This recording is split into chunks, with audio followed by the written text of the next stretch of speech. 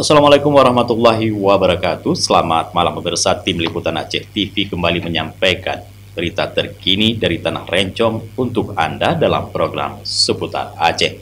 Bersama saya Jufrizal, berikut liputannya.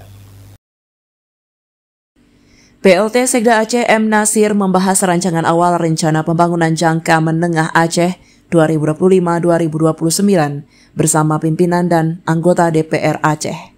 Pertemuan berlangsung di kantor DPRA Selasa 24 Juni 2025 siang, didampingi Wakil Ketua DPRA Ali Basrah.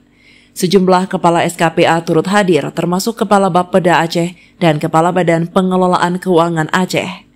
PLT Sekda menyebut rancangan RPJMA masih dalam tahap pembahasan bersama legislatif sebelum disepakati kedua pihak. Selanjutnya, dokumen ini akan dikonsultasikan ke Kementerian Dalam Negeri sebelum ditetapkan sebagai kanun.